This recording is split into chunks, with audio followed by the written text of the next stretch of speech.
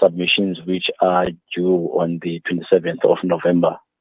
Mhm. The entire Children's Act is being amended, but us as a real reform for early childhood development, we are precisely focusing on early childhood development. Mm. And that's the first thing that I want to speak on. But Mm. secondly, to answer your question, I think we have identified some issues that really are an impediment Mhm. in the early childhood development space. So ours, as the campaign, we seek to amend and change some of the things that are in the act that really need our urgent attention, Mhm. as we are going to be submitting our submissions to the National Assembly before the 27th of November. Mhm. However, we have noted five key reforms which we think that as the campaign, if these five reforms can be attended to in terms of the legislation, then the ECD space will be at a better position to actually develop and improve the lives of the children in the country. So, if I could just briefly give you what are those reforms. Yes, please. The first one that we spoke about, we said that we need one-step registration process for ECD providers, and different types of ECD providers must be regulated differently. So by saying that, we're noting that we've noted that there's a very unnecessary registration process, which is also an impediment in terms of the ECD space, and also because if you know the process of registration, it's actually frustrating on its own. It has a lot of red tape, and actually most ECD centers end up not being registered for to DSD, and then that also deprive children from accessing quality ECD in the country. So Mhm. that's the first thing that we wanted to address.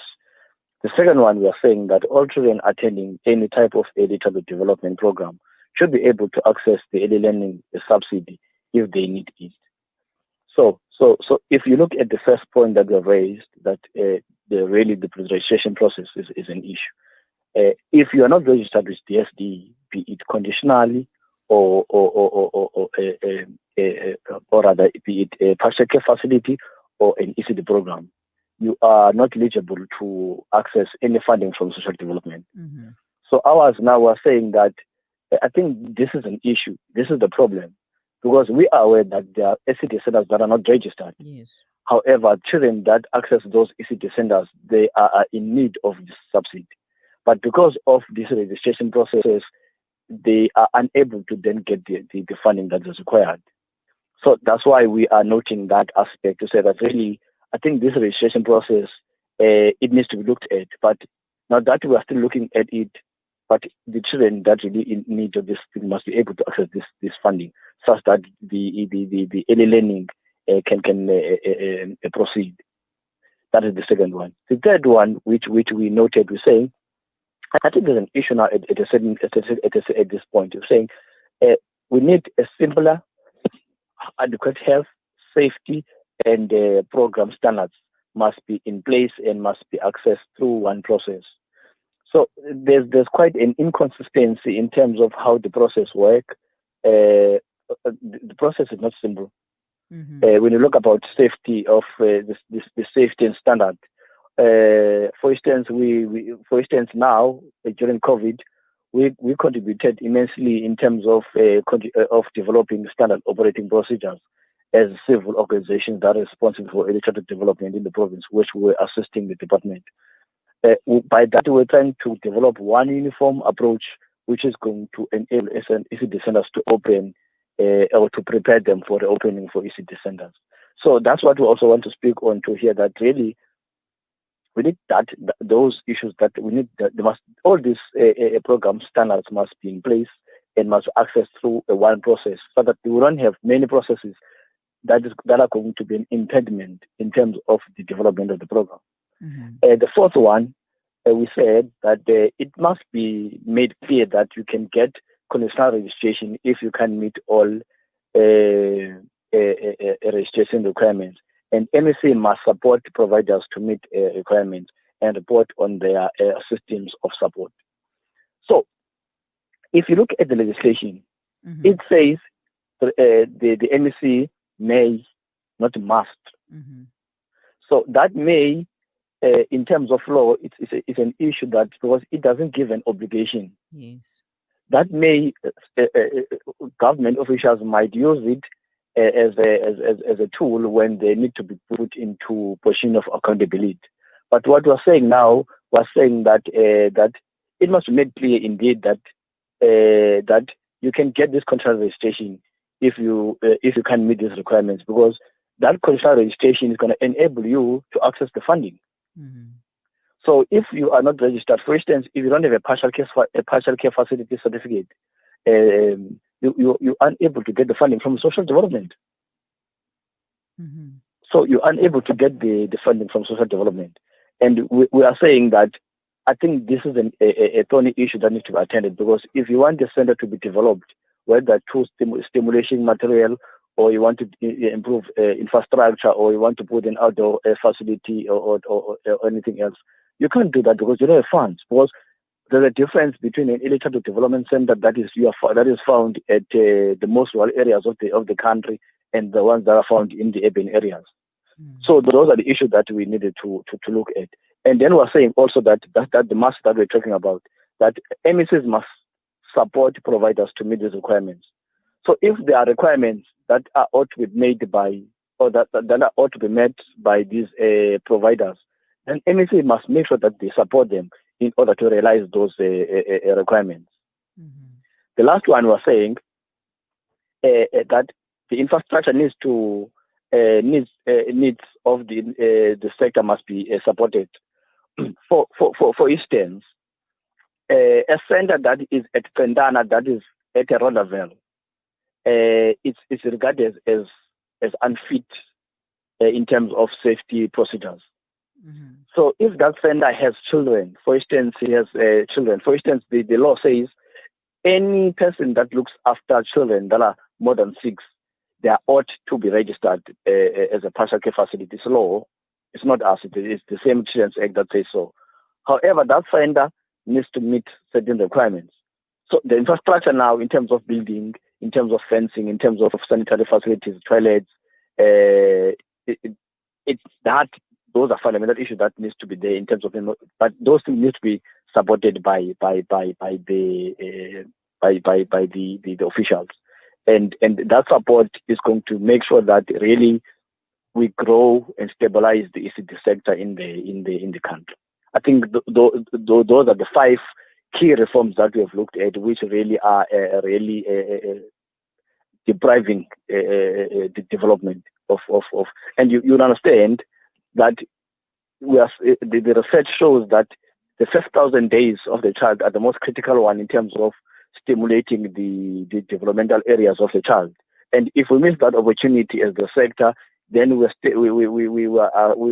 stand a risk of really producing more dropouts as we are moving towards their adulthood.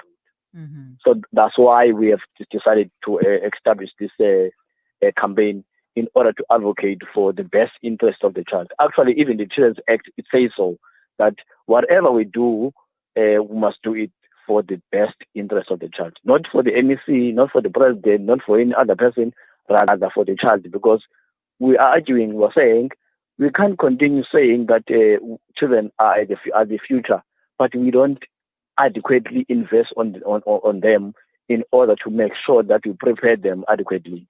So that's our argument in this sense. All right. So from the 3.2 million children who are accessing ECD programs, only 25% who need it are obtaining subsidized learning. So what can we do about ECDs where children are only being looked after and are not taught anything? I think that's one of the gaps that they've identified.